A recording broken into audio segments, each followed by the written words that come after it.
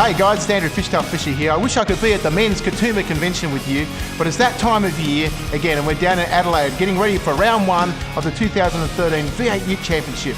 After the weekend of racing, we'll be going and visiting 8,000 students across South Australia as part of the Jesus Racing Life Choices program. We're going to talk about making courageous decisions and what it means to make a courageous decision. So a courageous decision, in terms of my definition, is a decision that you've actually thought through the consequences of, opposed to a reflex decision or an impulse decision that you just make in the moment. Last year was a great year for the Jesus Racing team. We came fourth in the championship out of the 32 cars. We spoke to over 30,000 high school students at assemblies across Australia. We spoke to tens of thousands of people at community events, at dinners and breakfasts across Australia. And it couldn't have got off to a better start than round one of last year's championship, where we had a win in our brand new Ford Falcon FG. Fisher to the right, Ryan Hansford and Ryle Harris in the second row of the grid. On the final lap, Harris and Fisher were locked in a dogged fight for the lead, with neither willing to give an inch. Fisher will sweep to the inside, he'll get this done. Fisher's in the mirror, he knows Harris is coming, he needs to cover the inside and he's on it. He's done exactly what he needs to do, and he's done what Harris knew he'd do. He will bring it off the final turn. Andrew Fisher on debut with the FG. Andrew, what a way to start the season. But life doesn't always go to plan, does it? Fisher up the inside of McDonald. They nearly both wins. As many of you know, we had a win at the Bathurst round this year, but the win was taken off us because of a move that I did at the elbow. Now, many people have told me they think the move was great and the move was on, but I have to disagree. You see, I ran into the side of my fellow competitor and affected his result. It wasn't a deliberate move, but that didn't change the end result.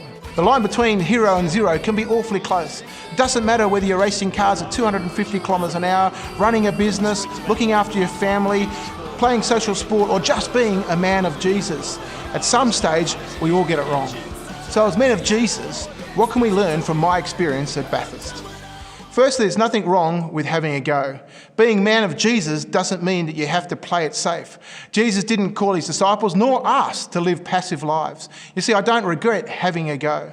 I look at David Reynolds and what happened at Bathurst last year in the Bathurst 1000, and he'll always wonder whether or not he should have had a go at Jamie Whincup. You see, he played it safe. David Reynolds going for his first ever V8 supercar win. This is on.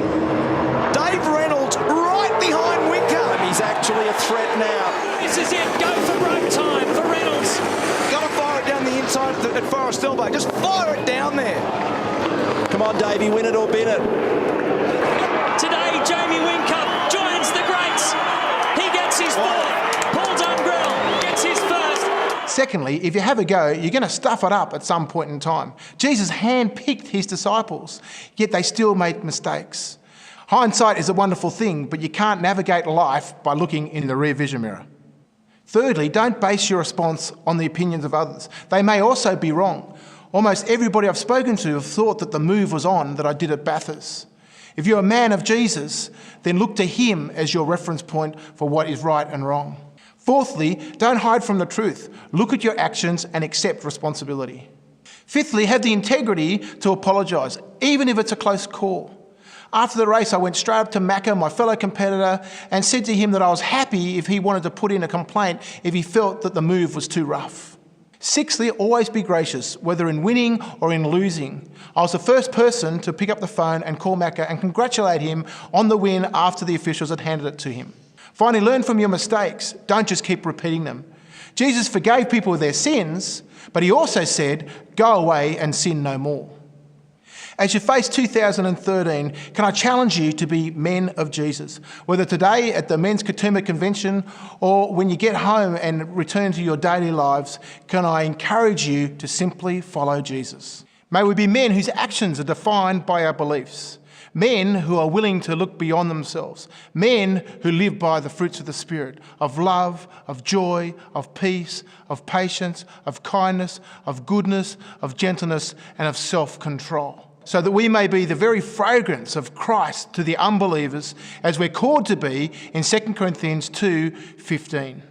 2013 will no doubt have challenges for all of us. Even at Jesus Racing, we're facing a year with challenges ahead. This year we go into the championship with no major sponsor on board, which is going to affect how we actually carry out the ministry.